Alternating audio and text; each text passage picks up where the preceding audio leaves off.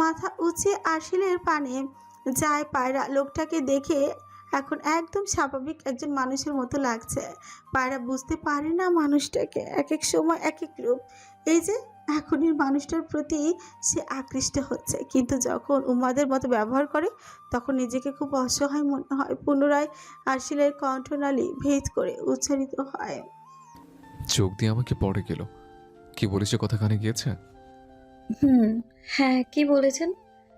কতটুকু বলেই লজ্জায় পড়ে যায় সে। ললাট ভাঁজে পড়ে দু একটা। এতটা অমনোযোগী ছিল সে, যে মানুষটার কথা তার কর্ণ পর্যন্ত পৌঁছাতে পারেনি। শিকুচকে এবার আশিলের পানে তাকায়। আশিলের বুক থেকে উকি দিয়ে বলে উঠছে, আপনি কি সত্যি কিছু বলেছেন নাকি আমাকে বোকা বানানোর চেষ্টা করছেন? মুখ ভ্যাংচায় পায়রা। আশিল নিরুত্তর তাকিয়ে রইল পায়রার পানে। অধরে খেলে যায়, সামান্য হাসে। মেয়েটার মাঝে বাচ্চামো ভাব আছে, হয়তো পরিস্থিতির জন্য নিজেকে গুটিয়ে রাখে। আকস্মিক পায়রা কেমন কোমর আঁকড়ে ধরে নিজের মুখোমুখি নিয়ে আসে। এবার ঘাবড়ে গেল পায়রা। আশিল পায়রার মুখোমুখি একবার চোখ বোলায়, পরক্ষণেই পায়রার চক্ষু দেয়, নিজের দৃষ্টি নিবদ্ধ করে লুহুস্বরে বলে ওঠে, এইটুকু বাচ্চা মেয়ে আমাকে ভেঙচি কাটো? তোমার তো সাহস কম না মেয়ে? প্রথমে কিছুটা ঘাবড়ে যায় পায়রা, পরক্ষণে বাচ্চা মেয়ে বলাতে কিছুটা তেতেই উঠছে। হাত চোখে একবার চায় আশিলের পানে, মুখ ঘুরিয়ে আবার অন্যদিকে দৃষ্টি ফিরিয়ে নিজেকে ছাড়িয়ে নেওয়ার চেষ্টা চালায়। আশিলের ছোচের কোনো স্ফীত হাসি, বাঁকা হাসি ফুটে ওঠে। কোমরে রাখা হাতটা আরেকটু দৃঢ় করে আওড়ায়। কি হয়েছে? বালদরের মতো এমন নড়ছো কেন? সমস্যা কি? বাদর? পায়রা যেন অবাক হতেই ভুলে যায়, তাকে সরাসরি বাদরের সাথে তুলনা করলো। ছলছল করে উঠে চক্ষুদয়, নিজের অজান্তে কিছুটা আহ্লাদি হয়ে উঠে আশিলের নিকট। আশিলের হাত ঠেলতে ঠেলতে কাঁদো কাঁদো স্বরে বলে ওঠে, ছাড়ুন। বাচ্চা মেয়ের সাথে এত ঢলাঢলি কিসের? আপনার ছোবেন নামায় একদম। আরশিল প্রত্যুত্তর করল না, শুধু সূক্ষ্ম একটা হাসি ফুটিয়ে তুলল অধর কানে। সে বলিষ্ঠ হাত দ্বারা চেপে ধরেই কানের কাছে মুখটি ফিচেল ছড়ে বলে উঠল, শুধু ডলডলি কেন? বউর সাথে সব হালাল। সকাল হতেই রোদ আর তেজি রূপে চারপাশকে ঝলসে দিতে চাইছে যেন। প্রচন্ড গরমে অস্থির লাগছে পায়রার। কিছুক্ষণ আগে ইসিতা জোর করে তাকে আর আরশিলকে সাথে করে শপিং মলে এসেছে। হাতে থাকা ঘড়িটায় আখিদয় বুলাতেই দেখে 12টা বেজে 45 মিনিট। পাশে থাকা মানুষটা কৌতূহলের নজরে চারপাশ পর্যবেক্ষণ করছে, যে সব কিছুই এই প্রথম দেখছে। হাতের দিকে নজর যায়, মানুষটা অতি যত্ন সহকারে তার হাত মুঠোয় গুজে বসে আছে। পায়রা কিছুটা মুগ্ধ, তার মোহজালে আটকা পড়ে। নিচু স্বরে আশিরকে প্রশ্ন করে, আপনি কি কিছু নিবেন? তুমি নিবে? আশিলের কৌতূহল মিশ্রিত কঞ্চ। পায়রা নিজের উপর হাতে থাকা ব্যাগটার দিকে দৃষ্টি দেয়। কিছুক্ষণ আগে ঈশিতা তাকে একটা সুন্দর শাড়ি কিনে দিয়েছে। পুনরায় দৃষ্টি ফিরায় আশিলের পানে হাতের ব্যাগের দিকে ইশারা করে বলে হচ্ছে, আমি তো একটা শাড়ি নিয়ে নিয়েছি। আমিও নিব। অ্যাঁ, আপনিও? কিন্তু কেন? এখন প্লিজ বলবেন না আপনি পরবেন। আশিলের নেত্র যুগল বাচ্চাদের মতো উৎসাহী হয়ে উঠে, কিছুটা আনন্দ নিয়েই বলে উঠছে, অবশ্যই বউ, তুমি পড়লে আমিও পড়বো। পাড়া হতভম্ব নির্বাক হয়ে পড়ে। এই লোকের মাথা আসলে গেছে, কি বলছে নিজে জানি না। এর সাথে এখন কথা বাড়িয়ে লাভ নেই। প্রচন্ড মাথা ধরে সে পায়রার আশেপাশে মাথা ঘুরে ঈশিতার খোঁজ করে, পেয়েও যায়। ঈশিতাকে বলে আশিলকে নিয়ে শপিং মল থেকে বেরিয়ে আসে। উদ্দেশ্য গাড়ি থেকে বিশ্রাম করা। মল থেকে বের হতেই আকস্মিক কিছু অশোভন কথায় পায়রার পদচারণ থেমে যায়। কয়েকজন বখাটে ছেলে সিগারেট টানতে টানতে পায়রাকে উদ্দেশ্য করে কিছু অশুভ বাক্য ছুড়ে দেয়। পাশে থাকা আরশিলের অভিব্যক্তি তখনও পরিবর্তন হয় না, বাচ্চাদের মতো এদিক ওদিক দৃষ্টি দিয়ে সমস্ত কিছু পর্যবেক্ষণ করতে থাকে। তখনই কানে আসে কিছু কথা। কি মিস, একা এই ছেলেকে নিয়ে কোথায় যাচ্ছ? আমাদেরও নিয়ে চলো, একসাথে মজা করব। পায়রার মুখশ্রী রক্ত শূন্য হয়ে পড়ে। আরশিলের হাত শক্ত করে মুঠো পুড়ে দ্রুত গতিতে পা বাড়ায় সামনের দিকে। আসছিল কোনো বাক্যবায় না করে পায়রার পিছু পিছু সামনে আগায়।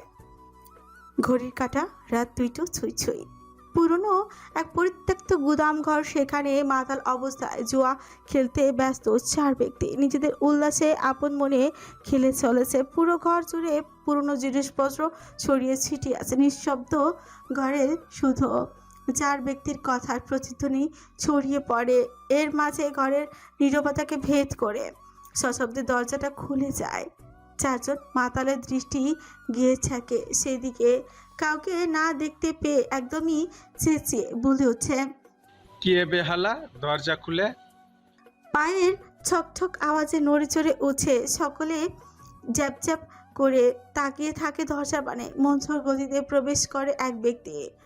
অন্ধকারের জন্য স্পষ্ট হয় না কিছু। একজন ব্যক্তি চোখ জ্বলে বলে উঠছে, কে রে তুই? তোর জম। কতটুকু বলে আগন্তুক গুদাম ঘরের দরজায় সশব্দে লাগিয়ে দেয়। ছুঁচে কার্নিশে বাঁকা হাসি ফুটে লোহার শিকল হাতে পেঁচাতে পেঁচাতে এগিয়ে আসে 4 জনের পানে। একজন সাহস দেখানোর চেষ্টা করে, কিন্তু তার কঞ্চে কাঁপন স্পষ্ট। এ এ এ ভাই, কে রে তুই? মজা নিচ্ছিস নাকি? উত্তর আসে না, শুধু এক মুহূর্তে শিকলটা ঘুরে এসে আশ্রে পড়ে তার মুখে। এটা দেখে বাকি 3 জন ফরকে যায়। শীতল স্রোত বয়ে যায় মুহূর্তে। একের পর এক প্রহারে গুদাম ঘর জুড়ে ছড়িয়ে পড়ে আর্তনাদ। কিছুক্ষণ পরেই অশান্ত হয়ে যায় আগন্তুক ব্যক্তি। আদমরা হয়ে পড়ে আছে প্রত্যেকেই। সে এগিয়ে যায় একজনের নিকট, হাঁটু গেড়ে বসলো। উষ্ঠদয়ের কোণে নিমিষে ফুটে উঠে এক ভয়ঙ্কর বিকৃত হাসি। ধীরে ধীরে কোমর থেকে ছুরিটা বের করে আকস্মিক ছুরিটা গেঁথে দেয় লোকটার বাম চোখে। গলা ফাটে চিৎকার বেরিয়ে আসে মাথার লোকটার। আগন্তুকের মুখে তখন একটা হাসি। পরপর ছুরিটা বের করে নিজের হাতায় মুছে নিল রক্ত।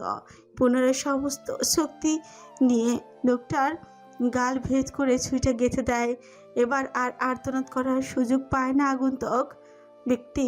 ঠোঁটের কার্নিশে বাঁকা হাসি ফুটিয়ে রেখে বলে, ভুল জায়গায় হাত দিয়েছিস রে। এই অপরাধে তোর কলিজা বের করে দেখব, ঠিক কত বড় তোর কলিজা। তুই আমার জিনিসে নজর দিস। পুরনো গুদাম ঘরে ঘিরে আছে পুলিশ কোলাহল। বাইরে দিনের আলোয় ঘরটা যেন মৃত্যুপুরে চেপ দিয়ে চারিদিকে ঘিরে রাখা হয়েছে। ভিতরে ঘন কালচে রক্তের গন্ধ ছড়িয়ে আছে। আর তার মাঝখানে দাঁড়িয়ে আছে তদন্ত অফিসার।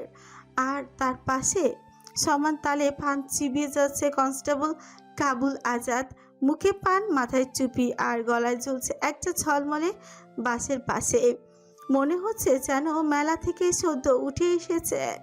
এক হাতে ডায়েরি নিয়ে কাবুল চক্ষুদয় ছোট্ট করে রক্তমাখা মেঝের দিকে তাকিয়ে পড়ল। স্যার, এই কেসটা কিন্তু একদম ইন্টারন্যাশনাল টাইপের মনে হচ্ছে। দেখেন, রক্তের কালার একটু ডার্ক, মানে এই লোকের হার্টে হয়তো অনেক দুঃখ ছিল। দুঃখের রক্ত বেশি কালচে হয়। কনস্টেবল মুখে হাত দিয়ে হালকা হাসি চাপলো। এতক্ষণ যাবৎ পুরো জায়গাটা ভালোভাবে পর্যবেক্ষণ করতে ব্যস্ত ছিল নিবিড় কায়সার, কিন্তু কাবুলের অযথা এই বকবকানিতে বিরক্ত হয়ে এবার পাশ ফিরে চাইল সে। তুমি কি বাজে বকা বন্ধ করবে কাবুল? নাহলে এই মৃতদেহের জায়গায় তোমাকে সিল করে দেবো। সরি স্যার, আর একটা কথা বলবো না। প্যান্টের মতো নিজের মুখে জিপার টানলাম। তাকে এভাবে নিজের দিকে ফিরে তাকাতে দেখে চুপসে গেল কাবুল। মাথা চুলকে পানি খাওয়া রক্তিম দাঁত গিলি একটা বোকা মার্কা হাসি দেয়। বিরক্তিতে উচ্চারণ করতে গিয়েও করল না। কণ্ঠে কিছুটা তেজ ঠেলে বলে উঠল। বিরক্তিতে ঘাড় ঘুরিয়ে নিজের কাজে মনোযোগী হয় নিবিড়। কেসটা কিছুটা জটিলই মনে হচ্ছে। খুনিকে সন্দেহ করার মতো বিন্দুমাত্র চিহ্ন রেখে যায়নি। যেই 3 জন বেঁচে আছে তাদের অবস্থাও খুব বেশি সুবিধাজনক নয়। এদের থেকে যদি খুনি সম্পর্কে বেশি জানা যায় তো ভালো, না হলে কেস আরও জটিলতার দিকে আগাবে। ভাবনার মাঝে কর্ণপাত হয় মোবাইলে বেজে ওঠার শব্দ। আওয়াজে লক্ষ্য করে সেদিকে ফিরতে নজরে আসে কথা বলতে থাকা কাবুলকে, যে কিনা পান চিবুতে চিবুতে মনের সুখে কথা বলতে ব্যস্ত। বউ, আজকে মাছের ঝোল মনে হয় খাওয়া হবে না গো। এক মাতালকে কে জানি মাছের মতো কেটে দিয়েছে। ওপাশ থেকে কি বলে শোনা যায় না, তবে কাবুলের মুখে হাসির ঝলক ফুটে ওঠে। চিলে হয়ে যাওয়া প্যান্টটা উপরে উঠিয়ে নেয়, গমগমিয়ে স্বরে বলে ওঠে, বলো কি, টেনশন করিও না, আমি স্যারকে ম্যানেজ করে দ্রুত চলে আসব। মাথা মোটা, এই মুহূর্তে প্রেমালাপ বাদ দিয়ে এখানে আসো, নাহলে তোমার ঝোল রান্না করে সবাইকে খাওয়াবো। হকচকায় কাবুল চোখ খিল কিছুটা বউয়ের সাথে দ্রুত কথা শেষ করে নিবিড়ের কথা মতো কাজ খুঁটিনাটি পর্যবেক্ষণ করে হাঁপিয়ে উঠে মুহূর্তেই গরমে ঘেমে নিয়ে একাকার অবস্থা। পকেট থেকে রুমাল বের করে কপালের ঘামটুকু মুছে নেয়। এরই মাঝে পাশে এসে দাঁড়ায় কনস্টেবল লতিফ। মাথা চুলকে ফিরে তাকায় কাবুলের পানে। স্যার একটা কথা বলি। একটা কেন, 10টা বলো। স্যার আপনি তখন বললেন না রক্তের দুঃখ, কিন্তু এটা কেমনে বুঝলেন? কাবুল গলা পরিষ্কার করে গম্ভীর হওয়ার চেষ্টা করে, আর চোখে তাকিয়ে কিছুটা গমগমে গলায় বলে উঠছে, বুঝতে হয় লতিফ ভাই, পুলিশের কাজ মানে শুধু চোখ খোলা রাখা না, হৃদয় খোলা রাখা। তারপর আবারও এক ঠোঙা থেকে নতুন পান বের করে মুখে পুরে নিল। কিছুক্ষণ একটু হাঁটাহাঁটি করে আবারও বলল, লতিফ ভাই দেখেছো তো 4 জনের অবস্থা, মনে হয় কারো শত্রুতা ছিল। তবে সে চক্ষুতয় কুঁচকে দরজার দিকে তাকে কিছুক্ষণ দীর্ঘক্ষণ দৃষ্টি রেখেই বলে উঠল, যে ঢুকেছে সে একদম সিনেমার মতো ঢুকেছে, দরজা খুলে ডায়লগ মেরে তারপর হত্যা। মানে এই কিলার সিনেমা দেখে বড় হয়েছে, আমি শিওর। কাবুলের সমস্ত কথাই কানে আসে নিবিড়ের, কিন্তু কোনো প্রকার শব্দবিহীন এগিয়ে যায় মৃত ব্যক্তির সামনে, হাঁটু গেড়ে বসে রক্ত শুকনো মেঝেটার দিকে নেত্রযুগল স্থির করে। পরক্ষণে তার গালে হাত দিয়ে একবার ডানে একবার তো বামে মাথা ঘুরিয়ে দেখলো। নিরলস ভঙ্গিতে কিছুক্ষণ গভীরভাবে চোখ বুলিয়ে নেয়। পরক্ষণে দুর্বোধ্য হাসি ফুটে উঠে নিবিড়ের ঠোঁটের কোণ জোরে। লাশের দিকে স্থির দৃষ্টি রেখেই কাবুলের উদ্দেশ্য বলে ওঠে, এখানেই বসেছিল কিলার, রক্তের ছিটে বলছে ছুরিটা ডান দিক থেকে গেঁথেছে, মানে কিলার বাম হাত ব্যবহার করেছে, হতেও পারে সে বাম হাতি। আনন্দরা প্রস্ফুটিত হয় কাবুলের মুখশ্রী জোরে। হঠাৎ করে মুখের পান থুতু করে ফেলে হেসে বলে উঠছে, কিলার তো দেখি আমার মতোই বামহাতি মানুষ, খুবই বুদ্ধিমান। তুমি বুদ্ধিমান? আজকেই জানলাম। কাবুলের মুখখানা চুপসে যায়, আর কোনো বাক্য ব্যয় না করে চুপচাপ ভদ্র মানুষের মতো দাঁড়িয়ে থাকে। এরই মাঝে শ্রবণ শক্তিতে এসে বাড়ি খায় নিবিড়ের তীক্ষ্ণ কণ্ঠস্বর। একে কেন মারা হয়েছে বুঝেছি, কোনো চিহ্নই পেলাম না কিছু। আজকে আপাতত এখান থেকে যাওয়া যাক, কালকে আবার খেটে খুঁটে দেখা যাবে। কথাটুকু বলে উঠে দাঁড়ায় নিবিড়। সবাইকে প্রমাণগুলো সংগ্রহ করতে বলে বেরিয়ে যায় দ্রুত কদমে। পাশে আরেক পুলিশ অফিসার একটা ব্যাগে প্রমাণ তুলছে, একটা ছুরি, কিছু লোহা আর কিছু পুরনো শিকল যেটা দিয়ে তাদের আঘাত করা হয়েছে। কাবুল এক দৃষ্টিতে তাকিয়ে থাকে, তারপর পিড়পিড় করে বলে, শিকল মানে বাঁধন, মানে সম্পর্ক, মানে কেউ কাউকে ছাড়ে নাই। স্যার এই কথাগুলোর মানে কি? মানেই তো খুঁজতেছি লতিফ ভাই। বলে পান চিবোতে চিবোতে বের হয়ে যায় তারা। তার পিছু পিছু লতিফও আসে। বাইরে গরম বাতাস বয়ে যাচ্ছে। হেঁটে হেঁটে গেট পর্যন্ত এসে কাবুল থামে, ঠোঁটের কোণে হালকা হাসি দিয়ে বলে ওঠে, দেখো লতিফ ভাই, আমি বাজি ধরলাম এই কেসে একটা মেয়ে জড়িত আছে। মেয়েরা না থাকলে পুরুষরা তো পাগলামি করে না। লতিফ কৌতূহলী হয়ে ওঠে, কিছুক্ষণ তাকিয়ে থাকে কাবুল নামক মানুষটার পানে। বুঝে আসে না কেন বলল এমন কথা। কৌতূহল রাখতে না পেরে শেষমেশ বলে উঠল, স্যার কেমনে বুঝলেন? এভাবেই। নিকোষ কৃষ্ণ রজনীর প্রহর চলছে, বাইরে বয়ে চলছে শীতল হাওয়া। মনের সুখে দুলে চলছে কক্ষের পর্দাগুলো। চার দেয়ালের চারিপাশে ছড়িয়ে পড়েছে অন্ধকার। ডিম লাইটের স্বল্প আলো জাগর জাগর আঁখি মেলে মন দিয়ে পায়রার দিদার ভূতের গল্প শুনতে ব্যস্ত। ক্ষণে ক্ষণে শরীর কাটা দিয়ে উঠছে, তবুও মন দিয়ে শ্রবণ করছে প্রতিটি বাক্য। তার পাশে গুটিসুটি মেরে আছে আশিল। পায়রার এক হাত জড়িয়ে সেও মন দিয়ে গল্প শুনতে যাচ্ছে। কিছুক্ষণ পর পর আবার বাচ্চাদের মতো লাফিয়ে উঠছে, যেন দিদার গল্পের ভয়ের চরিত্রটা ঠিক তাদের সামনে উপস্থিত হয়ে পড়ে। এরই মাঝে দিদা গলা নামিয়ে রহস্যভরা স্বরে বলল, এক খাটটার তলায় এক সময় থাকতো তিনি নিতাই ভূত। দিনে শান্ত, রাতে চুপি চুপি উঠে আসতো, কারো পায়ের আঙ্গুলে ছুঁয়ে দিত, কেউ চেঁচালে আবার নিচে সরে যেত। কেউ কখনো দেখতে পায়নি ওর মুখটা। সকলে তাজ্জব বনে তাকিয়ে রইল কিছুক্ষণ। দিদা নিজের চশমা খুলে টেবিলে রাখলেন। ঘরে হঠাৎই বাতাসের হালকা দমকা হাওয়া পর্দাগুলো দুলে উঠলে মৃদুভাবে। আরশিল আতকে উঠে পায়রার হাত চেপে ধরে। আরশিলের ভীত চেহারা পানে দৃষ্টি পড়তেই ছোচে কোণে মৃদু হাসি খেলে যায়। ওইটা কি? খাটটা নিচে পড়লো না পায়রা? পিনপিন নীরবতাকে ভেদ করে সশব্দে কথাটা বলে ওঠে আরশিল। তার এরূপ কথা শুনে বাকিরা হেসে ওঠে। ভীত সন্ত্রস্ত আরশিলের হাত শক্ত করে নিজের মুঠোয় পুড়ে নেয় পায়রা। শ্শ্, চুপ করুন, দিদা গল্প বলছে। আরশিল মুখ বাঁকায়। সে কি মিথ্যে বলছে নাকি? আজব, তাকে কেন পায়রা বিশ্বাস করলো না? মনে অভিমানের ছায়া ঘিরে ধরে। তৎক্ষণাৎ মুখ ভেঙচি কিছুটা দূরে সরে বসে পায়রা থেকে। পুরো ব্যাপারটাই লক্ষ্য করে পায়রা। চমকিত নয়নে মেলে ধরে আরশিলের পানে। আবছা আলোয় আরশিলের ফুলে ওঠা মুখটা দেখে ফ্রিকুচকায়। নিচ থেকে এগিয়ে গিয়ে আরশিলের বাহু পুনরায় জড়িয়ে ধরে। সঙ্গে সঙ্গে দৃষ্টি ঝুঁকিয়ে তার দিকে তাকায় আরশিল। আকস্মিক পায়রা কোমর আঁকড়ে সম্পূর্ণ নিজের সাথে মিশিয়ে নেয়। ইচ্ছ হেলে পড়ে চিকন চাকন দেহটার পায়ে। হৃদস্পন্দনের গতি বেড়ে যায় নিমিষেই। তাও মুখ দিয়ে টু শব্দটি বের করে না। কিছুটা পিছিয়ে যেতে চায়, তবে তা সম্ভব হয়ে ওঠে না আরশিলের জন্য। এমন খাটের ওপাশ থেকে ঠকঠক শব্দ হলো। সবাই একসাথে চমকে ওঠে। দিদা মুখের সামনে কোণে মুচকি হাসি টেনে বলে, নিতাই এসে গেছে মনে হয়, বুঝ। এবার আর আরশিলের ধৈর্য রইল না। সে এক ঝটকায় উঠে দাঁড়িয়ে খাট থেকে 2 হাত দূরে লাফ দিল। মুখ কিছুটা হাঁ হয়ে চিৎকার করে উঠল, দিদাইকে আগে বলে দিও, আমি কিন্তু সৎ মানুষ, আমাকে যেন না নেয়।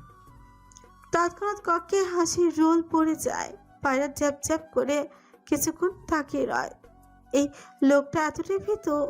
বাড়ির সদ্য ছোট সদস্য রুশতি নিজেও হেসে গড়াগড়ি খাচ্ছে। ঈশিতা হাসতে হাসতে বলে উঠছে, দেখো, আরশিল ভাইয়ের নিজেই একটা ভিতর ডিম, বাইরেই বরং সাহসী। দিদা নিজেও কিছুক্ষণ আরশিলের বাচ্চামি দেখে হাসে। এবার কিছুটা গম্ভীর হওয়ার ভান করে বলে উঠছে, শুধু ভয় পায় না, সাহসী মানুষকে শ্রদ্ধা করে। তাহলে নিতাই নিশ্চয়ই এখন ভাইয়া শ্রদ্ধা করছে। পুনরায় কক্ষ সকলের হাসিতে মুখরিত হয়। এবার পায়রাও বাদ যায় না। সকলের তালে তালে নিজেও হেসে উঠে। আসলে প্রিয় কুচকে যায় আপনা আপনি।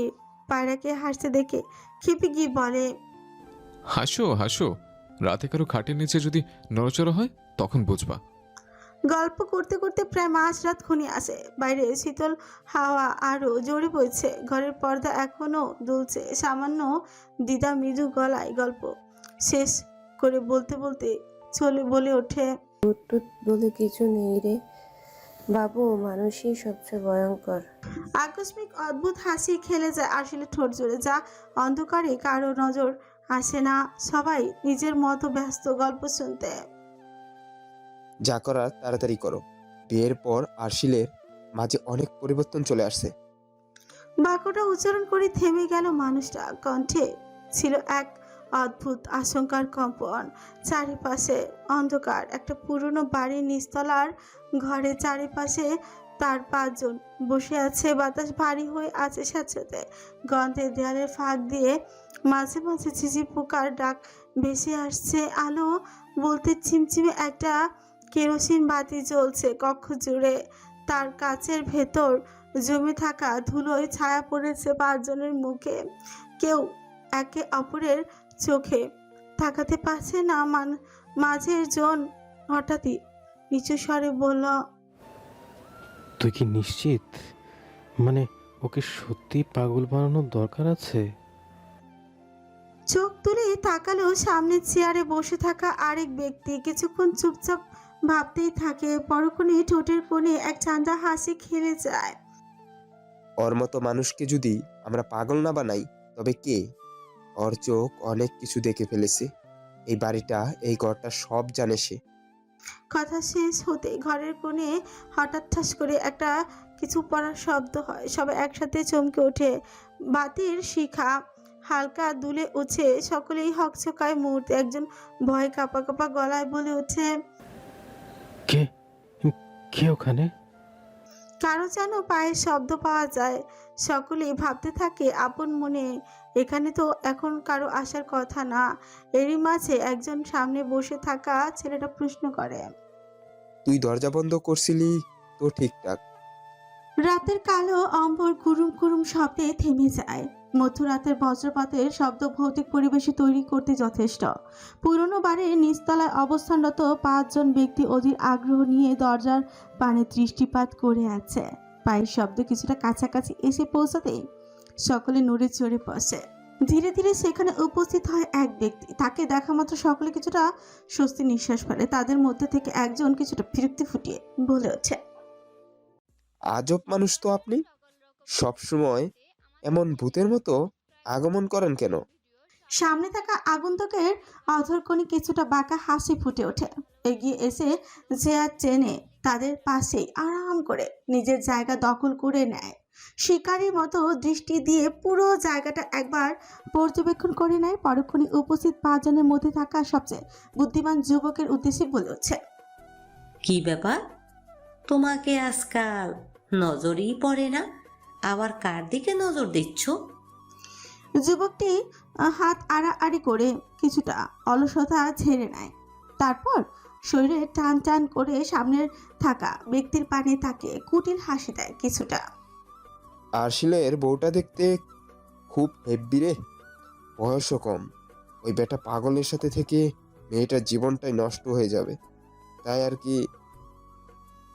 এইটুকু বলেই শব্দ করে হেসে ওঠে তার এহেন কথায়। বাকি 4 জনের চক্ষুদয়ও চকচক করতে শুরু করে। কিছু প্রহর কাটে নিস্তব্ধতায়। সামনে থাকা ব্যক্তি কোনো বাক্য ব্যয় না করে উঠে দাঁড়ায়। আস্তে আস্তে কদম ফেলে এগিয়ে যায় দরজার সামনে। কদম ফেলে যেতে যেতেই বলে ওঠে, এর সাথে যা ইচ্ছে করো, আমার দেখার বিষয় না, কিন্তু আমার কাজ ঠিকঠাক না হলে তোমাদের সবটাকে জেলে পাঠানোর অস্ত্র আমার কাছে আছে, মনে রেখো। কাজটুকু শেষ করতে সকলের গলা তরল শূন্য হয়ে পড়ে। শরীর রন্ধ্রে রন্ধ্রে ভয়ের বয়রা হানা দেয়। তবে কিছুটা চেঁচে উঠে বুদ্ধিমান যুবকটি, এই বালটা আরো বেশি প্যারা দিচ্ছে, বেশি উঠলে এর টপকে দিব একদম। নেই বউ, খাটের নিচে ভূত থাকলে কি করবে তখন? পায়রা নির্বাক আরশিলের থেকে এমন প্রশ্ন মোটেও আশা করেনি। নেত্রযুগল কিছুক্ষণ পিটপিট করে চাইল আরশিলের পানে। পরক্ষণে দৃষ্টি ঘুরিয়ে পুনরায় বিছানায় গুছাতেই মনোযোগী হয়। পায়রার এহেন কাণ্ডে ভ্রুকুচকে আসিল। তাকে কি পাত্তা দিল না? অতি সন্তর্পণে এগিয়ে যায় পায়রার নিকট। সামনে গিয়ে বসলো। পায়রার মাথা নিচু করে কাজ করতে ব্যস্ত থাকে। এবার আরশিল নত চিবুকে হাত রেখে পায়রার মুখটা উঁচু করে। এতে ফাঁকা ঝোঁক গিলে সে, তোমাকে আমি কি বলেছি? তুমি কি শুনতে পারছো না? তুমি কি বয়রা? আজগুবি কথা বলে আমি কি বলবো? কতটুকু বলে নিজে চিবুকে থাকা হাতটা সরিয়ে দেয়। পুনরায় ব্যস্ত হয়ে পড়ে বিছানা ঠিকঠাক করতে। আসলে ফ্রুজুকুল কিঞ্চিত কুচকে এলো, সাথে ঢের অভিমান জমা হয় চেহারায়। কিছুটা সরে গিয়ে অন্য পাশে ফিরে চান চান হয়ে শুয়ে পড়ে। পায়রা চমকিত হয়ে তাকালো আরশিলের পানে। ভাবান্তর হয় তার দৃষ্টি। লোকটা কি তার উপর রাগ করলো? না হলে ফুট করে এভাবে শুয়ে পড়লো কেন? কিছুটা এগিয়ে গিয়ে আরশিলের কাঁধ ঝাঁকিয়ে বলে উঠল, এ বর, আপনি কি আমার উপর রাগ করলেন? এদিকে ঘুরুন না। হাতটা ঝাপটা দিয়ে সরিয়ে দেয় আরশিল। মুহূর্তেই চক্ষুদ্বয় অশ্রুসিক্ত হয়ে পড়ে। পায়রার চোখ বেয়ে 1 ফোঁটা জল গড়িয়ে পড়ে। হাত দিয়ে নেত্রযুগল মুছে পুনরায় আরশিলের বাহুতে হাত রাখে। উঠুন না, আমার সাথে কথা বলুন, আমি আপনার সব কথা শুনবো, তো উঠুন। তৎক্ষণাৎ উঠে বসে আরশিল, বাচ্চাদের মতো মুখ ফুলিয়ে। কিঞ্চিত সময় বসে থাকে সেভাবেই, আর চোখে খানিকটা তাকিয়ে নড়ে চড়ে বসে। কথা বলবো, কিন্তু এর আগে আমাকে জড়িয়ে ধরো।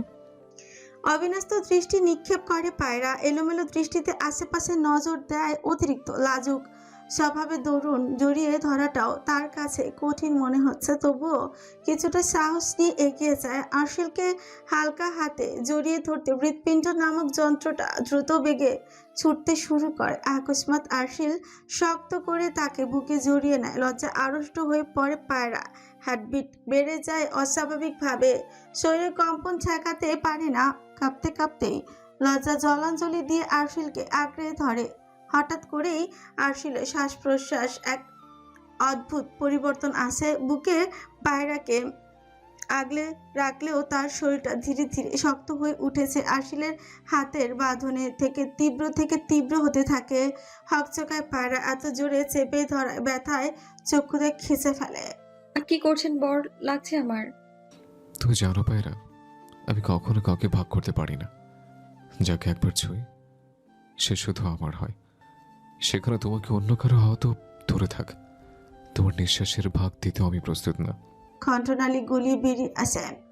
হতভম্ব, বিস্মিত, অবাকতা সকল শব্দের দেখা মিলল পায়রার চেহারায়। গলা শুকিয়ে আসে নিমিষে। দুহাতের মধ্যে হাটকানো অবস্থায় শ্বাস নেওয়াটাও কষ্টকর হয়ে উঠেছে। এভাবে চেপে ধরায় ব্যথায় এবার চক্ষু যুগল অশ্রু সিক্ত হয়। আপনি কি বলছেন? এইসব ছেড়ে দিন, আমার আমার কষ্ট হচ্ছে। কাপা ঠোঁটে শুধু বলতে পারে। আরশিলের দুই চোখের মণি তখন ধীরে ধীরে প্রসারিত হচ্ছে।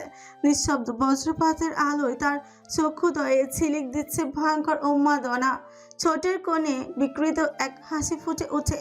সে পায়রার চিবুক চেপে ধরে ফিসফিসিয়ে বলে, শ্বাস নিতে পারছো না? আমি যদি সত্যি তোমার শ্বাস বন্ধ করে দিই তাহলে কেমন হয় প্রাণ? তখন তো তুমি আরশিলের কাছেও যেতে পারবে না। পায়রার বুকের ভেতর ধক করে উঠে। ঠান্ডা ঘাম গড়িয়ে নামে কপাল বেয়ে।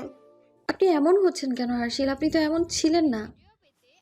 আসিলের ছোট হালকা নড়ে। কথাটা শুনে ধীরে ধীরে হাত তুলে নেয় পায়রার গাল থেকে, কিন্তু মুহূর্তে আবার শক্ত করে ধরে।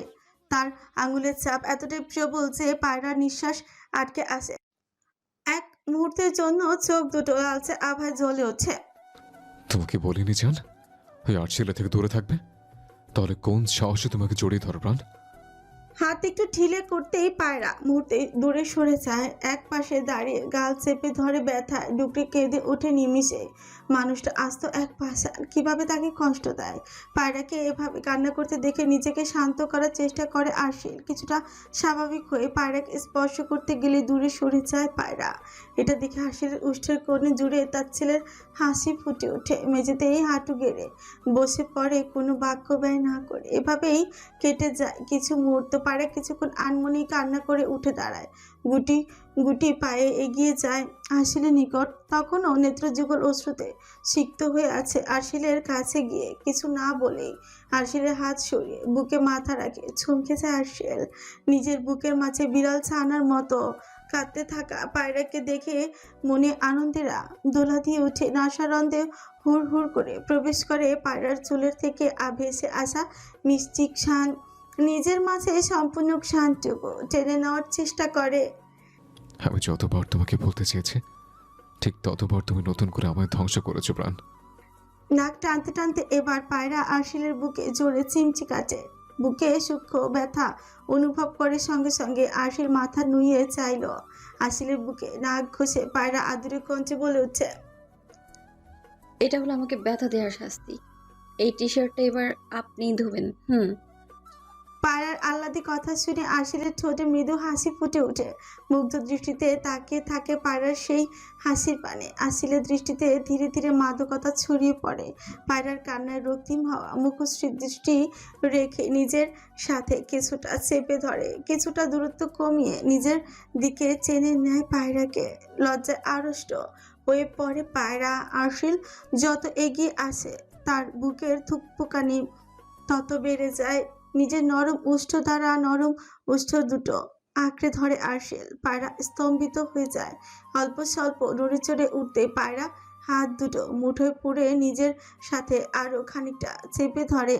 অভ্যন্তরে ঝড় বয়ে যায়। অনুভূতিরা বেসামাল হয় ধীরে ধীরে।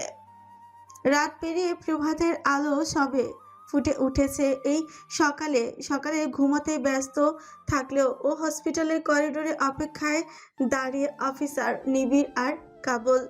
উদ্দেশ্য আহত ব্যক্তিদের স্বীকারোক্তি নেওয়া।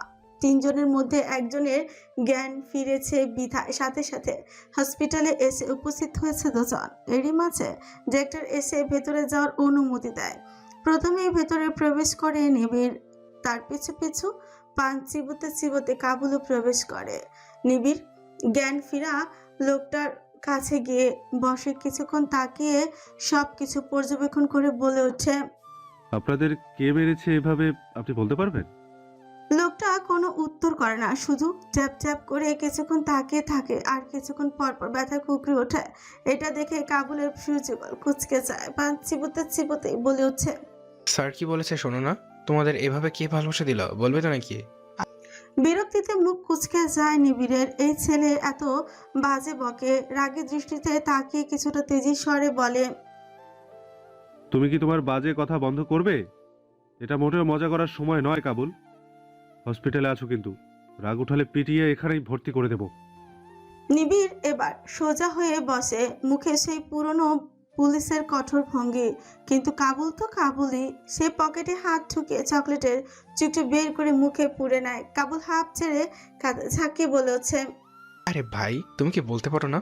না বললে কিন্তু আমি তোমার জন্য আরেকটা ইনজেকশন নিয়ে আসবো, তখন দেখবো কিভাবে কিছু না বলে থাকো।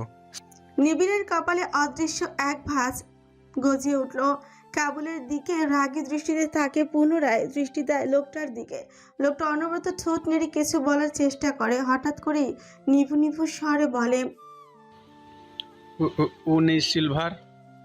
নিবিড়রা কিছুটা আশার আলো দেখে। লোকটাকে শান্ত করার চেষ্টা করে বলে ওঠে, শান্ত হন, আপনি ঠান্ডা মাথায় সময় নিয়ে বলার চেষ্টা করুন, সমস্যা নেই। কাবুল তখনই মুখ লম্বা করে পান বের করে মুখে নেয়।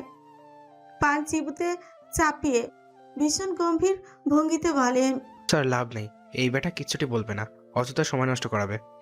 নিবিড় এবার আর চোখে কাবুলকে দেখে, তারপর হালকা ফুঁসে উঠে কণ্ঠে বলে, তুমি যদি তোমার ওই ভাঙা রেডিও আরেকবার চালু করো তোমার খবর আছে বলে দিলাম। নিবিড় এবার ধীরে ধীরে উঠে দাঁড়ালো। টেবিলের কোণে পড়ে থাকা ফাইলটা গুটিয়ে রাখলো পাশে। আলোটা একটু ঝুঁকিয়ে দিল লোকটার মুখের দিকে। দুর্বল চোখ দুটো নিস্তেজ হয়ে আছে কিছুটা, তবুও সেখানে একরাশ আতঙ্ক ঘুরে বেড়াচ্ছে।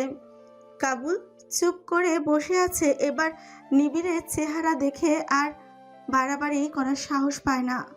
উনি সিলভার? তারপর একটু বলার চেষ্টা করুন। লোকটা গিলতে থাকা শ্বাসের ফাঁকে ঠোঁট নাড়ায়, গলা শুকিয়ে আছে, একটা কাপা শব্দ বেরোয় শুধু। উনি সিলভার প্লেট। ব্লেড মানে কি? উনি কে? কোথায়? নিবিড়ের চোখ ঝলসে ওঠে। সে সামনে ঝুঁকে আসে কিছুটা। লোকটা ঠোঁট কাঁপতে থাকে কিন্তু গলা দিয়ে আর শব্দ বেরোয় না। বুক ওঠানামা করছে দ্রুত। হঠাৎই সেই অদ্ভুতভাবে চমকে ওঠে, যেন কিছু ভীতিকর স্মৃতি হঠাৎ ফিরে এসেছে। চোখ দুটো বড় বড় হয়ে যায়। নিবিড় তীক্ষ্ণ দৃষ্টিতে তাকায় লোকটার পারে। লোকটার হাবভাব লক্ষ্য করে কাবুলের উদ্দেশ্যে বলে হচ্ছে, কাবুল, জানালা বন্ধ করো।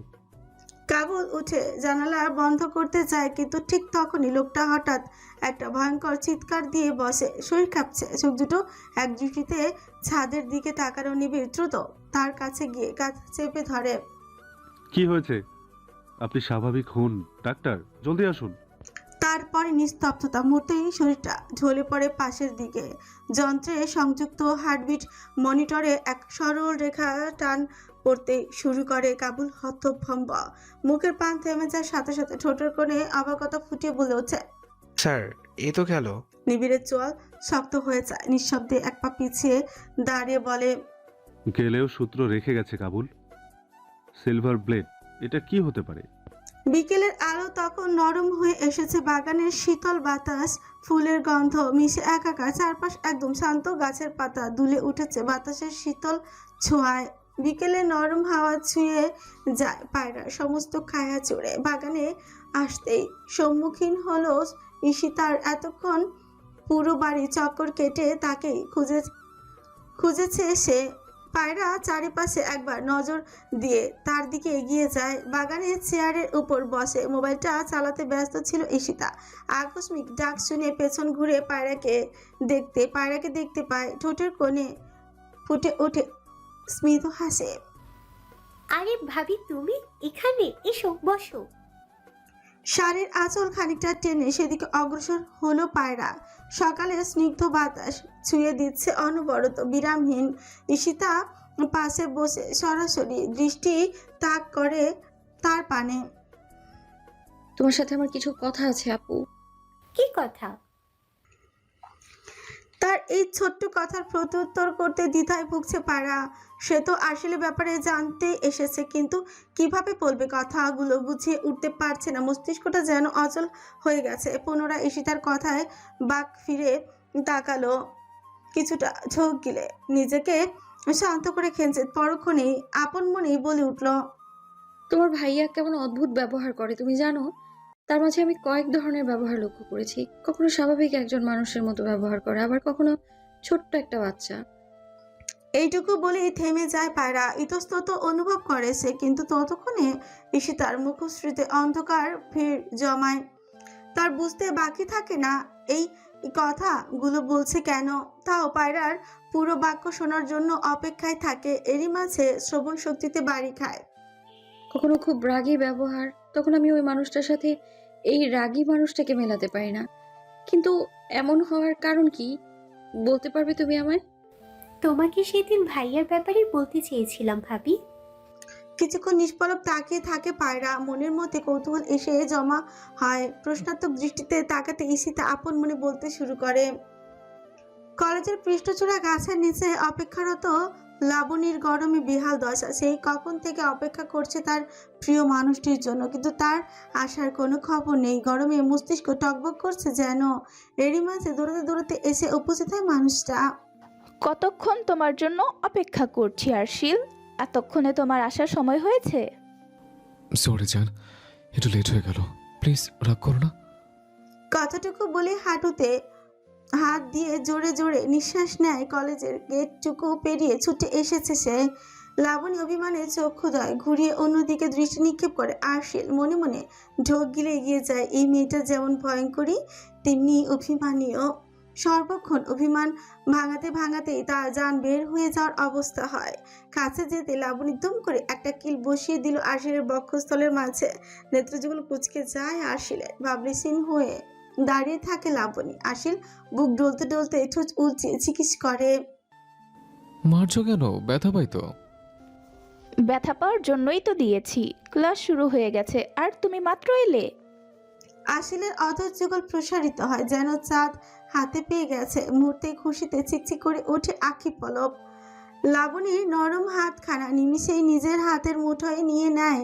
লাবণীকে টানতে টানতে আনন্দিত স্বরে বলে উঠছে আরশিল, চলো আজকে আর ক্লাস করবো না, সারাদিন আমরা ঘুরে বেড়াবো, আর কলেজ ছুটির সময় হলে বাসায় চলে যাব। অবাক হয় লাবণী। এ ছেলের মাথায় ঠিক আছে এখন, তাও আবার ঘুরতে? তোমার কি মাথা গেছে? কিছুদিন পরে আমাদের উচ্চ মাধ্যমিক পরীক্ষা। আজকে লাস্ট ক্লাস, এটা মিস দেব কিভাবে?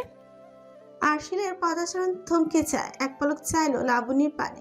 পুনরায় যেতে যেতে বলে উঠছে, আজকেই সুযোগ লাবু, কারণ কিছুদিন পর পরীক্ষা শুরু হলে দেখার সুযোগ নেই। তারপর লম্বা সময় তুমি বাসাতেই থাকবে, আর তোমার যে বাপ, দেখার চান্স জিরো। লাবণীও আর অমত পোষণ করে না। আরশিল ঠিকই তো বলেছে, লম্বা একটা সময় তাদের দেখা হওয়ার সুযোগ নেই। তাই আর কথা না বাড়িয়ে আরশিলের পিছু পিছু নিজেও ছুটতে থাকে। এতটুকু বলেই থামে ঈশিতা। পায়রার অন্তরস্থল কেঁপে ওঠে প্রচন্ডভাবে। তার মানে আরশিলের জীবনে আগে কেউ ছিল, তার জন্যই কি আরশিলের এমন অবস্থা? কথাটা ভাবতে বক্ষের বাঁ পাশে ছিনছিনে ব্যথা অনুভব হয়, সাথে চক্ষুদয় ছলছল করে উঠে। থেমে গেলে কেন আপু? তারপর কি হলো বলো না। ঝিরিঝিরি বৃষ্টি শীতল করে দিচ্ছে পুরো প্রকৃতিতে। রাতের ঠান্ডা বাতাস এসে ছুঁয়ে যাচ্ছে রুমের প্রত্যেকটা কোণে কোণে। বৃষ্টি জিনিসটা খুব পছন্দ আরশিলের। শান্তিতে একটা ঘুম দেওয়া যায়। তারই মধ্যে যদি পড়ালেখা নামক প্যারা না থাকে তাহলে তো আর কোনো কথাই নেই। কিছুদিন আগেই উচ্চ মাধ্যমিক পরীক্ষা শেষ হয়েছে তার। এখন আরাম আয়েশে নিমিষে দিন কেটে যাচ্ছে। লাবণীর সাথে দেখা না হলেও ফোনালাপে নিয়মিত যোগাযোগ হয়। বিছানার পাশে জানলাটা খোলা, বৃষ্টির ফোঁটা এসে ছুঁয়ে দিচ্ছে আরশিলকে। নেত্রপল্লব বুঝেই তা আলিঙ্গন করে নিচ্ছে সে। এরই মাঝে ফোনে কর্কশ শব্দে শান্তি মুহূর্তে নষ্ট হয় তার। বিরক্তিতে মুখ কুচকে যায়। অলস ভঙ্গিতে মোবাইলটা রিসিভ করে কানে দেয়। আরশিল? লাবণী ক্রন্দনরত কণ্ঠস্বর কানে এসে বাড়ি খেতে হুড়মুড় করে উঠে বসে আরশিল। মেয়েটার কান্না যেন ভিতরে পিরাতি হচ্ছে। কি হয়েছে লাবু? কান্না করছে কেন? কাঁদে না জান, কি হয়েছে বলবে তো পাখি? এরূপ কথায় যেন আরো কান্নায় ভেঙে পড়ে অপর পাশের মানুষটা। ফুপানোর শব্দ ভেসে আসে অপর পাশের মানুষটা। আর আরশিলের মঞ্চ বড্ড কুটাচ্ছে। কি হয়েছে বলবে তো? কান্না থামাও প্লিজ, না বললে কিভাবে বুঝবো বলো? আমার বিয়ে ঠিক করেছে বাবা, পরশুদিন আকদ। আমি তোমাকে ছাড়া কিভাবে থাকবো আরশিল? আমি এই বিয়ে করতে চাই না আরশিল, প্লিজ আমাকে বাঁচাও, আমি মরে যাব, বিশ্বাস করো। দিনপতন নীরবতায় বয়ে যায় কক্ষ জুড়ে। নিঃশ্বাসের শব্দ শোনা যায়, শুধু তাও খুব ক্ষীণ। স্থবির হয়ে পড়ে আরশিল। মাথা কাজ করা বন্ধ করে দেয়। কি করবে সে এখন? মেয়েটাকে সে মারাত্মকভাবে ভালোবাসে। চোখের সামনে ভালোবাসা মানুষের বিয়ে হয়ে যাবে? না, এটা সে হতে দিবে না। কিন্তু তার বয়সী বা কত? কি করবে এখন? এইসব ভেবে মাথা খারাপ হওয়ার জোগাড়। এরই মাঝে অপর পাশ থেকে ভেসে আসে সেই নারী কণ্ঠ। কথা কেন বলছো না আরশিল? কিছু তো বলো। আমরা পালাবো লাবু, আর আজকেই পালাবো। শ্রাবণের বৃষ্টিকণা তখনও ধরণীকে ভিজে দিতে ব্যস্ত। রাত গভীর, শহরের আলোগুলো ক্লান্ত হয়ে নিভে পড়েছে একে একে। অল্প কিছু গাড়ির হেডলাইট এখনো অন্ধকার ভেদ করে চলেছে, কিন্তু চোখে সেসব আলো ছায়ায় এখন কেবলই আরশিলের চিন্তার রঙে মিশে গেছে। তার পাশে কাঁপছে লাবণী, কাপড় চোপড় ভিজে একাকার, ঠোঁটের কোণে জমে আছে আতঙ্ক। আরশিলের দু হাত শক্তভাবে ধরে আছে মিজি। এ যেন এই একজোড়া হাতই তার জীবনের শেষ আশ্রয়। আর কত দূর?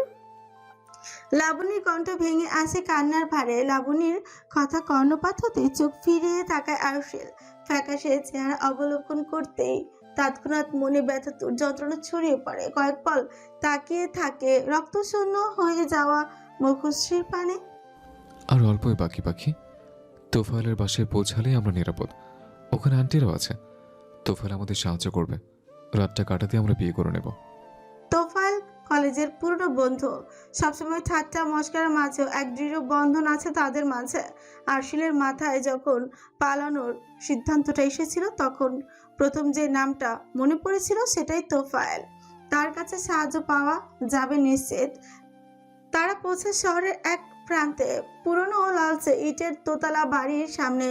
দরজার ঠকঠক আওয়াজ করতে দরজা খুলে দেয় তোফায়েল নিজে। আরশিলকে দেখে ঠোঁটের কোণে এক চিতে হাসি ফুটে উঠছে, কিন্তু পাশে দাঁড়ানো লাবণীকে দেখে যেন নিমিষে হাসিটুকু মিলিয়ে যায়। এই রাতে তোরা একসাথে, তাও এই অবস্থায় কেন? ভেতর আসতে দে ভাই, লাবণীকে নিয়ে পালিয়ে এসেছে, ওর ঠান্ডা লাগছে। আন্টি রুম ওকে নিয়ে যা প্লিজ। শুকনো চোখ গিলে তোফায়েল ভারত দৃষ্টিতে তাকিয়ে থাকে কিছুক্ষণ। বাড়িতে তো মা বাবা নেই, আর সে যে সুযোগটা তো তার বন্ধুদের এনে আড্ডায় আসর বসিয়েছিল, হঠাৎ মেয়ে নিয়ে আরশিল উপস্থিত হবে এটা তো সে ভাবতে পারেনি।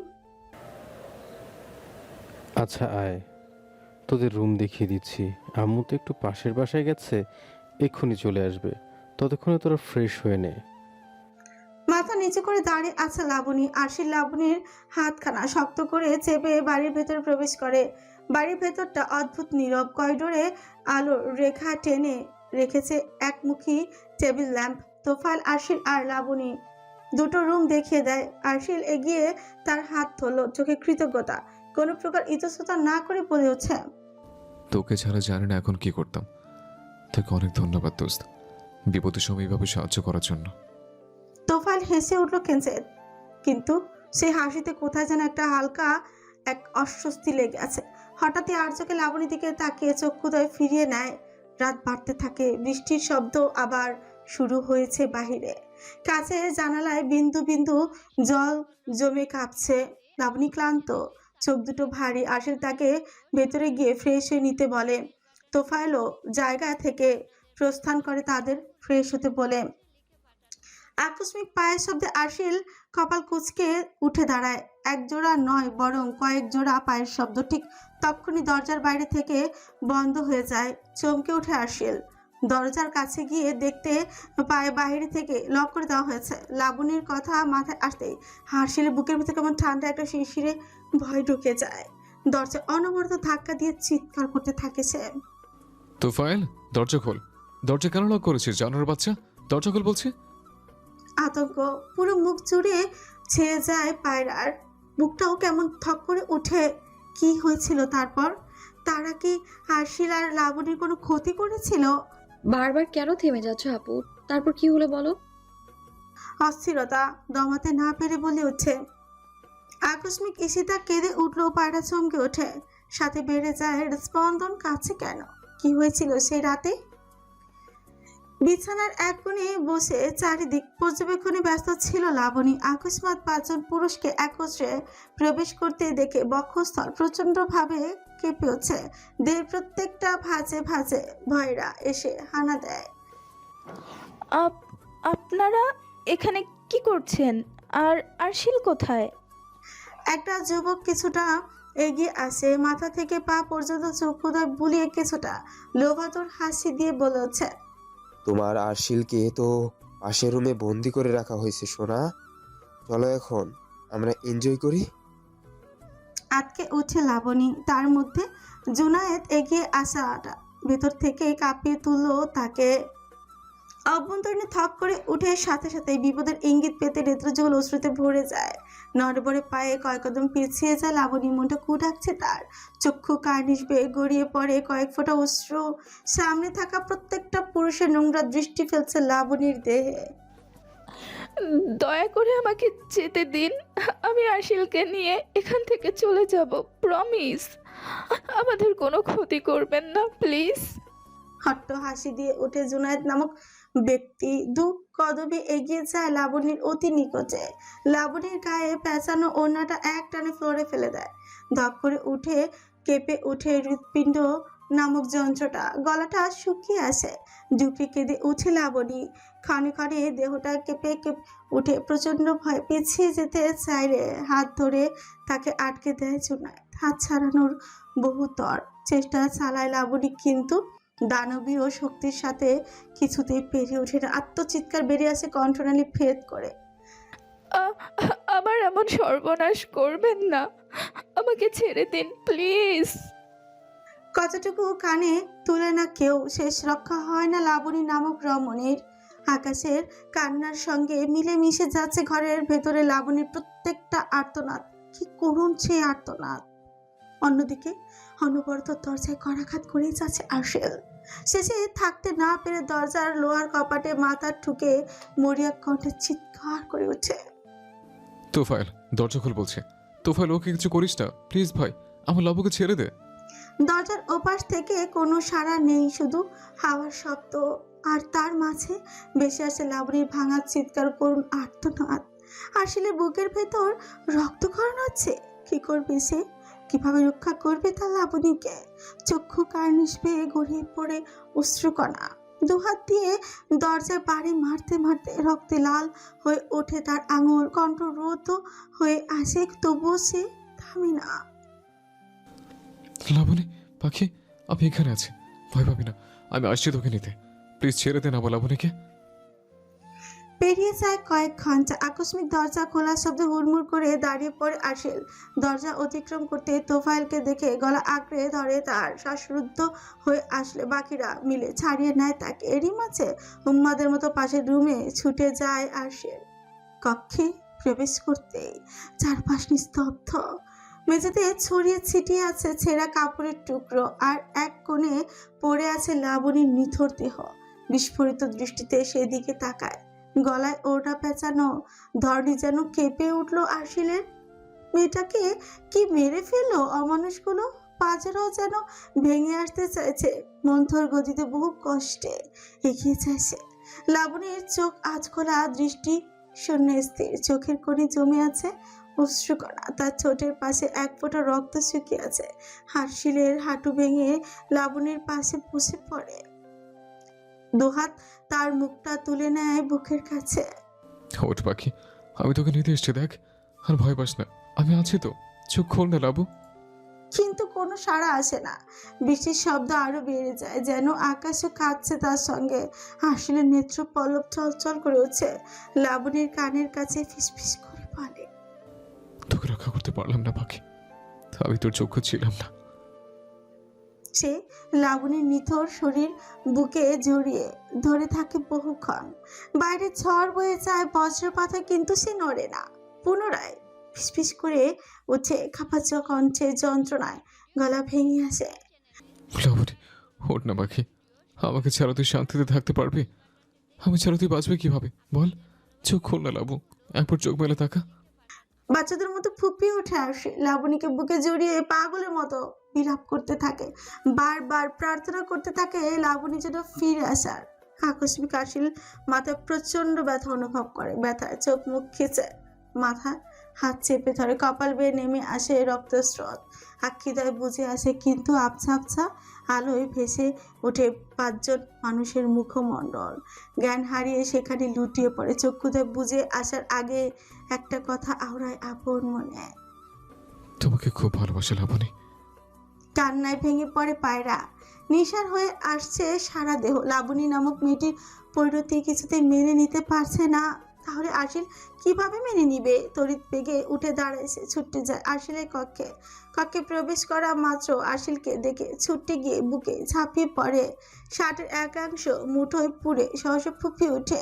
আশিল অবাক হয়ে পায়রাকে বুক থেকে সরানোর চেষ্টা করে। পায়রা এক চুলও নড়ে না, বরং আরো নিবিড়ভাবে মিশে যায় আশিলের সাথে। এই বউ, কি হয়েছে? কান্না কেন করছো? কোনো প্রকার প্রত্যুত্তর আসে না পায়রার থেকে। খান্নার দাপটে ক্ষণে ক্ষণে খেপে উঠছে ছোট্ট দেহটা। হঠাৎ আশিল গম্ভীর হয়ে যায়। পায়রার কোমর আঁকড়ে ধরে কিছুটা উঁচিয়ে বুক বরাবর নিয়ে আসে। ভাসমান পায়রা আরশিলের গলা আঁকড়ে ধরে গলায় মুখ গুজে দেয়। আরশিল মাথায় হাত বুলিয়ে দিতে দিতে মায়াভরা কণ্ঠে প্রশ্ন করে, কেন কাঁদছো প্রাণ? কে কিছু বলেছে? আমাকে বলো, কে কিছু বলে থাকলে। আটকে আসে পায়রার কণ্ঠনালী, তাও বহু কষ্টে আওড়ায়। আমি আপনাকে কখনো ছেড়ে যাব না বর, কখনোই না। অনেক ভালোবাসবো, অনেক। ক্লান্ত দুপুর, মাথার উপর সূর্যি মামা নিজের তেজ দ্বারা সমস্ত কিছু ঝলসে দিতে ব্যস্ত। সেই পুরনো গুদাম ঘরে পুনরায় পুলিশি অভিযান চলছে। আনাচে কানাচে ধুলোয় জর্জরিত ধুলোর আস্তরণে পড়ে থাকলে পুনরায় সবকিছু সূক্ষ্মভাবে পর্যবেক্ষণ করা হচ্ছে, যদি কোনো প্রমাণ পাওয়া যায়। কাবুল পেছনে 2 হাত বেঁধে শুধু মাতব্বরি করে যাচ্ছে।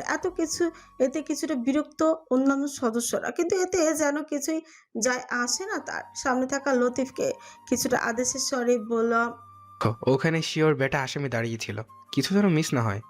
এতটুকু বলেই পানের ঠোঙ্গা থেকে একটা পান বের করে মুখে পুড়ে দেয় নিমিষে। গদগদ শব্দে সেখানে প্রবেশ করে নিবিড়। গায়ের শার্ট কিছুটা ঘামে ভিজে লেপটে আসে দেহে, কিন্তু বিন্দু বিন্দু ঘাম অস্বস্তিতে পুড়ে আছে পুরো শরীর। তাও কোনো প্রকার ক্লান্তি না দেখে ভারী কঞ্চে বলে উঠছে, জায়গাগুলো তো লক্ষ্য করে দেখো, কোনো প্রকার ফিঙ্গারপ্রিন্ট পাওয়া যায় কিনা। কপালের খামচুকু রুমাল দিয়ে মুছে নেয়। চারিদিকে একবার নজর দিয়ে দৃষ্টি নিক্ষেপ করে কাবুলের পারে। বিরক্তিতে চটচাপ আওয়াজ করে কাবুল একটা বোকা হাসি দেয়। এতে যেন গা জ্বলে ওঠে নিবিড়ের। খুনির দৃষ্টি কি কোনোভাবে তোমার দিকে ফিরিয়ে দেওয়া যায় না? খুনির টার্গেট হিসেবে তোমাকে রাখতে পারলে ভালো হতো কাবুল। কাবুলের মুখখানা মলিন আকার ধারণ করে। সে ভীত হয়ে মনে মনে কিছুটা ঢোক গিরে থতমত কঞ্চে বলে হচ্ছে, আমি কি করেছি স্যার? আমাকে টার্গেট করলে আমার বউয়ের কি হবে? তাকে তো অন্য বেটা এসে ছক্কা মেরে নিয়ে যাবে। তুমি আর শুধরালে না, ইডিয়েট। নিবিড় কথা বাড়ায় না। ফ্রিকুয়েন্সিত কুচকে নিজেও এবার কাজে লেগে পড়ে। যে করে হোক না কেন কোনো প্রমাণ খুঁজে পেতেই হবে।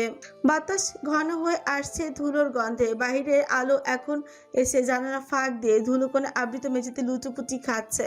ফরেন্সিক বিভাগের 2 জন লোক প্রত্যেকটা কোণ ভালোভাবে পরখ করে নিচ্ছে নতুন কোনো প্রমাণের আশায়। নিবিড় একপাশে দাঁড়িয়ে গভীরভাবে পর্যবেক্ষণ করেছে পুরো দৃশ্য। তার চোখে সেই পুলিশের নির্লিপ্ততা, কিন্তু মনের ভিতর কেমন যেন অদ্ভুতভাবে অস্থির হয়ে আছে। একটুখানি যদি কিছু পাওয়া যায় তাহলে চলবে। এরই মাঝে কাবুল এক কোণে দাঁড়িয়ে হাঁক ছেড়ে বলল, স্যার, আমি বলি এই ঘরে কোনো প্রমাণ নাই, খালি ধুলো আর মাকড়সার জাল। নিবিড় চক্ষুতে খুঁড়ায় না, জানালার পাশ দিয়ে বাইরে দৃষ্টি দিয়েই বলে হচ্ছে, যতক্ষণ আমি না বলি ততক্ষণ মুখ বন্ধ রাখো। আর হ্যাঁ, যদি আবার কোনো তথ্য দিতে চাও তখনই শুধু মুখ খুলবে, এর আগে নয়। কাবুল আর কোনো কথা বাক্য বলে না, আর চোখে তাকিয়ে গজগজ করতে পিছে সরে যায়। ঠিক তখনই ফরেন্সিক টিমের একজন আকস্মিক থেমে যায়। তার হাতে থাকা ছোট্ট ফ্ল্যাশ লাইটটা ঘুরিয়ে দেয় কাছের টেবিলের এক কোণে। নীলচে আলোয় দেখা যায় একটি মাত্র অস্পষ্ট দাগ। কেউ তাড়াহুড়ো করে হাত ধরে রেখে উঠে গিয়েছিল। স্যার, এখানে কিছু আছে মনে হচ্ছে। সকলে হুমড়ি খেয়ে আসে। নিবিড় নিজে হাঁটু গেড়ে বসে পড়ল, সূক্ষ্ম দৃষ্টিতে পর্যবেক্ষণ করলো দাগটা। কাচের মতো চকচকে করা সেই দাগের উপর ধীরে ধীরে ব্রাশ চালাতে লাগলো। গেল অর্ধেক ফিঙ্গারপ্রিন্ট। কিন্তু বিষয়টা অদ্ভুত, দাগটা পুরোপুরি মানুষের নয়, মাঝখানে যেন অতিরিক্ত একটা বাঁক আছে, অস্বাভাবিকভাবে লম্বাচে আকার। নিবিড়ের ভ্রুযুগল কুঁচকে যায়, ভ্রুযুগল কুঞ্চিত করে জিজ্ঞেস করে, এটা কি ঠিক ফিঙ্গারপ্রিন্ট বলছো? ফরেন্সিক সদস্যরাও কিছুটা দ্বিধান্বিত হয়ে পড়ে। একজন ডাক্তার দিকে নিনিমেষ চেয়েই বলল, স্যার, এটা পুরোপুরি স্পষ্ট ফিঙ্গারপ্রিন্ট মনে হচ্ছে না।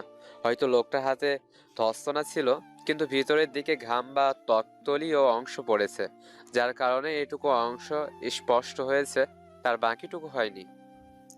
নিবিড় ধীরে ধীরে উঠে দাঁড়ায়। নিবিড়ের কণ্ঠে প্রচন্ড দৃঢ়তা রেখে বলে উঠছে, সব প্রমাণ প্যাক করে ল্যাবে পাঠাও। আমি যদি ভুল না হই, খুনি এই দাগটা ইচ্ছে করেই ফেলে গেছে। দাপুটে হাওয়া উম্মাতাল হয়ে ছুঁয়ে দিচ্ছে পায়রার শ্বেতবর্ণ ললাচে। উত্তরের দিক থেকে আসা দামাল বাতাস বয়ে চলেছে আপন গতিতে, সমস্ত কায়া শীতল করে দিতে এইটুকু হাওয়ায় যথেষ্ট। মাথা ঘুরিয়ে গ্রীষ্ম মেঘে ছেয়ে থাকা আকাশের পানে দৃষ্টি ফেরালো। বৃষ্টি নামবে কি?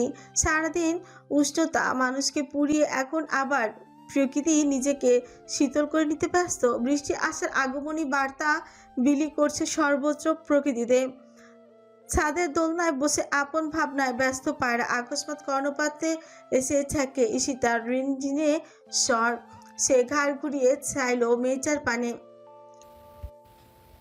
এখানে কি করছো ভাবি? তাও আবার একা একা? এমনি বসে। হালকা হাসি ফুটে উঠে ঈশিতার ঠোঁটের কানেছে। পায়রা তা লক্ষ্য করে সূক্ষ্ম দৃষ্টিতে। মেয়েটার হাসিটা সুন্দর, কিন্তু কি সুন্দর স্নিগ্ধতা। ঢেলে হেসে উঠেছে। এগিয়ে আসে ঈশিতা। পায়রা কিছুটা সরে গিয়ে তাকে জায়গা করে দেয় বসার। ঈশিতার সামনে থাকা পেয়ারা গাছটার দিকে দৃষ্টি নিবদ্ধ করে। ভাইয়া কোথায় ভাবি? উনি তো ঘুমোচ্ছে। ঘাড় ফিরিয়ে জবাব দেয় পায়রা। পুনরায় নীরবতা মুড়ে যায়, স্নিগ্ধ বাতাস ছুঁয়ে যায় দুজনের খায়াতে। আখি যুগল বুঝে তা অনুভব করে পায়রা। এরই মাঝে কর্ণপাত হয় ঈশিতার কণ্ঠনিঃসৃত বাক্য, ভাবি, তোমার কি মনে হয় না ভাইয়াকে আমাদের ডাক্তার দেখানো উচিত? তিলার্থ পরিমাণ ভরকালো না পায়রা, তবে কিছুটা ফ্যাকাশে আকার ধারণ করে তার দৃষ্টি। দেখানো তো উচিত, কিন্তু পরিবার থেকে তাকে কেন ডক্টর দেখাচ্ছেন আপু? হতাশা নিঃশ্বাস বেরিয়ে আসে ঈশিতার অভ্যন্তর থেকে। নিষ্প্রাণ দৃষ্টিতে তাকায় ছাদের মেঝেতে। দেখিয়েছি তো, কিন্তু কিছুই হয়নি। উল্টো ভাইয়া আরো বেশি পাগলামি করতো। বছর দুয়েক একদম বন্দি করে রাখা হয়েছিল, তারপর কিছুটা ঠিক হওয়ায় তোমার সাথে বিয়ে দেওয়া হলো। দীর্ঘশ্বাস বেরিয়ে আসে ঈশিতার। তার ভাইকে সে অনেক ভালোবাসে, এত বছর ধরে অনেক কষ্টে ভাইয়ের এই অবস্থা মেনে নিয়েছে। এখন কেন জানি দেখলেই শ্বাস রুদ্ধ হয়ে আসে তার। মানতে পারে না আসলের পরিণতি। অপরদিকে পায়ের কঞ্চনালী যেন তালাবদ্ধ হয়ে আছে। কিন্তু আমরা এমন ডক্টর পাবো কোথায়? আমি এক পরিচিত সাইকোলজিস্টের নাম জানি, চলো আজ বিকেলেই যাব, কিন্তু কাউকে টের পেতে দেওয়া যাবে না। পরন্ত বিকেল, বৃষ্টি আসবে আসবে করেও আর আসেনি। তাও আবহাওয়া শীতল। এই শীতল আবহাওয়া পায়রা কপালে বিন্দু বিন্দু ঘাম জমেছে। পুরো মুখশ্রী আতঙ্ক ছেয়ে আছে। পরিকল্পনা অনুযায়ী আরশিলকে নিয়ে সে আর ঈশিতা ডক্টরের উদ্দেশ্যে বেরিয়েছে কিছুক্ষণ আগে, কিন্তু কয়েক মুহূর্তের মধ্যেই সব পরিকল্পনা ব্যর্থ হয়ে গেল। গাড়ি মাঝপথে আসতে হঠাৎ তাদের দিকে ছুটতে আসে কয়েকজন মুখোশধারী ব্যক্তি। জোরপূর্বক গাড়ি দরজা খুলে তারা পায়রা চিৎকার করার আগে তাদের একজন শক্ত হাতে আশিরের বাহু ধরল। আশির কিছু বলতে চাইলে দুজন লোক তার মুখে কাপড় জড়িয়ে দেয়। সামনে থেকে ঈশিতা চিৎকার দিয়ে উঠে। পায়রার চক্ষুদয় ভয় আর অসহায় মিশ্রণে লোকগুলো জোর করে আরশিলকে বাইরে বের করে। ভয়ে পায়রার নেত্রে অজস্র অশ্রু জমা হয়। সেও গাড়ি থেকে নেমে ছুটতে গিয়ে আরশিলের দিকে হাত ধরে। আপনারা কারা? ওনাকে নিয়ে কেন যাচ্ছেন? ওনার হাত ছাড়ুন, ছাড়ুন বলছি। ঝরঝর করে কেঁদে উঠেছে পায়রা। আরশিলের হাত না ছাড়লে একজন এসে পায়রাকে সজোরে ধাক্কা দেয়। ওকে নিয়ে যেতে দে, না হয় এর বদলে এখন তোকে তুলে নিয়ে যাব। ছুটতে আসে ঈশিতা, পায়রাকে ধরে দাঁড় করায় উঠে। এবার ড্রাইভার সহ পায়রা আর ঈশিতা আরশিলকে ছাড়ানোর চেষ্টা করে। ঈশিতা হাত পাশ থেকে দ্রুত এগিয়ে এসে মুখোশধারীদের দিকে চিৎকার করে বলে উঠছে, ছাড়ুন আমার ভাইয়াকে, আপনারা জানেন না কত বড় ভুল করছেন।